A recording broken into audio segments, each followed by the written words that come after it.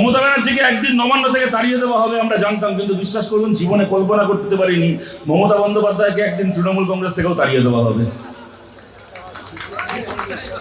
গত 15 বছরে যখনই কথা বলেছে আমাদেরকে শুনতে, বিশেষ করে গত 5 বছর যখন আমাদের কোনো বিধায়ক ছিল না বিধানসভায়, যখন প্রশ্ন করেছি, যখন কোনো সরকারের সমালোচনা করেছি, কোনো বিষয়ে কোনো প্রশ্ন তুলেছি, ওদের কোনো দুর্নীতিকে চ্যালেঞ্জ করেছি, প্রত্যেকবার একটা কথা শুনতে হয়েছে, কি সিপিআইএম তোমার কথার উত্তর কেন দেবো? তোমার হাতে কজন বিধায়ক আছে?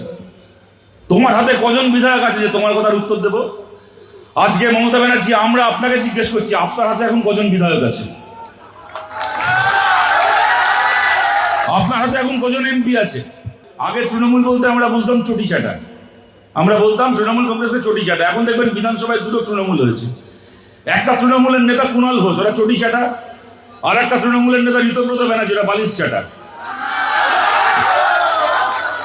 এখন দেখবেন মমতা বন্দ্যোপাধ্যায় আমাদের কি ফেসবুকে ভিডিও করছে, আরে এরা পার্টি হয়েছে। একদিন আমাদেরকে বলতো সিপিএম তো মাঠে নেই, ময়দানে নেই, সিপিএম খালি আদালতে আছে আর ফেসবুকে আছে, সোশ্যাল মিডিয়ায় আছে। এখন এই পার্টিটার অবস্থা দেখুন, পিসি ভাইপো এখন ঘরে বসে ফেসবুক করছে, না হলে আদালতে ছুটছে। আর সিপিআইএম লাল পতাকা নিয়ে রাস্তায় দাঁড়িয়ে আছে, শ্রমিক মহল্লায় দাঁড়িয়ে আছে, হকারের দোকানের সামনে দাঁড়িয়ে আছে, সমাবেশের ময়দানে দাঁড়িয়ে আছে।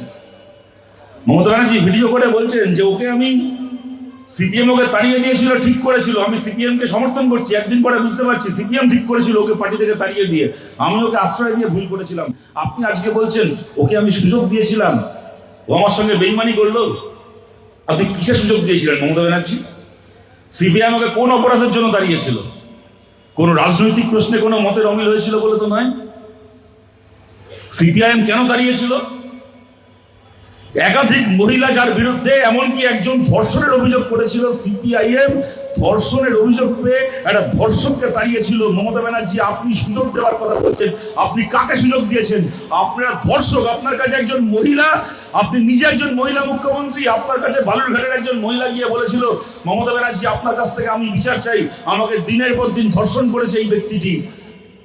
একজন মহিলা ধর্ষিতা হয়ে আপনার কাছে বিচার চেয়েছিল, আপনি তাকে বিচার দেননি, আপনি ধর্ষককে আপনার দলে আশ্রয় দিয়েছিলেন। না তারপরে যখন আরজি করের আন্দোলন চলছে, ধর্ষকদের শাস্তি পেয়ে গোটা বাংলা উত্তাল, আপনার নিজের দলের এমপি জহর সরকার তিনি বললেন যে না, এরকম অবস্থায় আজকে আমার নিজের পরিবার আছে, আমার নিজের ঘরে মহিলারা রয়েছে, আমার স্ত্রী আছে, আমার সন্তান রয়েছে, এই পার্টিকে সবাই ধর্ষকদের পার্টি বলছে, গোটা বাংলা এখন আরজি করের বিচার চাইছে। এই সময় আমার পক্ষে তৃণমূল কংগ্রেসে আর থাকা সম্ভব নয়। ধর্ষণ কাণ্ডের প্রতিবাদ করে জহর সরকার তার এমপি পদ থেকে ইস্তফা দিলেন। আপনি মমতা ব্যানার্জি গোটা বাংলা যখন ধর্ষকদের বিচারের দাবিতে উত্তাল, আপনি সেই সময় দাঁড়িয়ে একজন ধর্ষককে আপনি পশ্চিমবাংলা থেকে রাজ্যসভার এমপি করে বাড়ালেন। এই হচ্ছেন আপনি মমতা ব্যানার্জি। আর এখন বলছেন যে আমার সঙ্গে বেইমানি। কি বেইমানি হয়েছে আপনার সঙ্গে? বেইমানি তো হয়েছে বাংলার মানুষের সঙ্গে। এই যে আপনার দলের এই 60 জন এমএলএ, এই পাশে বারাসাতের কাকলি ঘোষ দস্তিদার, আজকে আপনারা দেখছেন সকাল থেকে এই কাকলি ঘোষ দস্তিদার থেকে শুরু করে তৃণমূল কংগ্রেসের 20 জন এমপি আজকে বিজেপির সঙ্গে মিটিং করেছে, শুভেন্দু অধিকারীর সঙ্গে মিটিং করেছে, করে বলেছে আমরা লিখে দিচ্ছি, স্পিকারকে চিঠি দিচ্ছি, আজকে থেকে আমরা আর লোকসভায় বিজেপি বিরোধী নই, আমরা আজকে থেকে এনডিএর শরিক। বেইমানি তো হলো সেই সমস্ত সাধারণ মানুষের সঙ্গে, যে সাধারণ মানুষগুলোর কাছে আপনি মমতা ব্যানার্জি, অভিষেক ব্যানার্জি আপনারা ভোটের আগে গিয়ে বলেছিলেন সিপিআইএম কে ভোট দেবে না, আইএসএফ কে ভোট দেবে না, কংগ্রেসকে ভোট দেবে না, ফরওয়ার্ড ব্লককে ভোট দেবে না, এরা সবাই বিজেপির দালাল। আমি মমতা ব্যানার্জি, আমি তৃণমূল কংগ্রেস, আমি একমাত্র বিজেপি বিরোধী, আমার দলের এমপি গুলোকে জেতাও, তাহলে আমরা বিজেপির বিরুদ্ধে লড়াই করবো পার্লামেন্টে গিয়ে। আজকে সিপিআইএম এর মোস্তাফিজুর রহমান নিজের জায়গায় দাঁড়িয়ে আছে, আইএসএফ এর নওশাদ সিদ্দিকী নিজের জায়গায় দাঁড়িয়ে আছে, আজকে কংগ্রেসের নেতারা নিজের জায়গায় দাঁড়িয়ে আছে। একমাত্র আপনি মমতা ব্যানার্জি, আপনার দলের এমএলএ এমপি গুলো বিজেপির জিতো পালিশ করছে, বিজেপি জিতো পালিশ করছে দিল্লিতে গিয়ে। বেইমানি তো হলো সেই সমস্ত সাধারণ মানুষের সঙ্গে, যে মানুষগুলোর ভোটে এরা জিতে, বিজেপি বিরোধী মানুষ এদেরকে ভোট দিয়েছিল, বিজেপি বিরোধী মানুষের ভোটে জিতে এরা গিয়ে এখন বিজেপিকে মুচলেখা লিখে দিচ্ছে। আপনি বলছেন আপনার সঙ্গে বেইমানি হয়েছে, আপনার সঙ্গে আবার কি বেইমানি হয়েছে? আপনার বক্তব্যটা কি যে আমি বিজেপি বিরোধী, আমি বিজেপি বিরোধী রাজনীতি করি, এদেরকে কেউ চিনত না, এদেরকে বাড়ি থেকে এনে, ঘর থেকে এনে আমি এমপি করেছিলাম, এমএলএ করেছিলাম, মন্ত্রী করেছিলাম। আজকে এরা আমার দলের সঙ্গে গদ্দারি করে, নিজের দলের সঙ্গে গদ্দারি করে এরা বিজেপির সঙ্গে সেটিং করছে, বিজেপির সঙ্গে বোঝাপড়া করছে। এই তো আপনার অভিযোগ, তাই তো? মমতা ব্যানার্জি তো এটাই অভিযোগ আজকে। আচ্ছা, মমতা ব্যানার্জি আজ থেকে 28 বছর আগে আপনি কি করেছিলেন? আজকে এই সন্দীপন সাহা, আজকে এই কাকলি ঘোষ দস্তিদাররা যা করছে, আজ থেকে 28 বছর আগে ঠিক এই কাজটা কে করেছিল?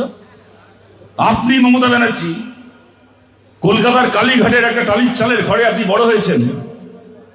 আপনাকে কংগ্রেসের মতো একটা দল আপনার ঘর থেকে নিয়ে এসে আপনাকে ভারতের এমপি করেছিল, ভারত সরকারের মন্ত্রী করেছিল, রাজীব গান্ধীর ক্যাবিনেটে, নরসিংহ ক্যাবিনেটে আপনাকে কংগ্রেস মন্ত্রী করেছিল। আর আপনি কি করলেন? নিজের সস্তা ধান্দাবাজির জন্য যে কংগ্রেস দল আপনাকে দল থেকে এনে ভারতবর্ষের মন্ত্রী করলো, সেই কংগ্রেস দলে পশ্চিমবাংলায় লালবাতি জেলে ওদের 1 নম্বর শত্রু বিজেপির ঘরে গেলেন, বিজেপির সঙ্গে মন্ত্রিত্ব করলেন, বিজেপিকে পশ্চিমবাংলায় নিয়ে আসলেন। ঠিক এই কাজ, আজ যে কাজ কাকলি করছে, আজ যে কাজ দেব করছে, আজ যে কাজ ওদের জুনমালিয়া করছে, ঠিক এই কাজ আজ থেকে 28 বছর আগে আপনি মমতা ব্যানার্জি করেছিলেন। ধর্মনিরপেক্ষ একটা দল আপনাকে ভারতের মন্ত্রী করেছিল, তাদের পিঠে ছুরি মেরে আপনি বিজেপির সঙ্গে জোট করে বিজেপি সরকারের মন্ত্রী হয়েছিলেন, সেই দলটাকে পশ্চিমবাংলায় তুলে দিয়েছিলেন। পাপ কারো পাপকে সারে না মমতা ব্যানার্জি, পাপ আপনার বাপকেও সারেনি।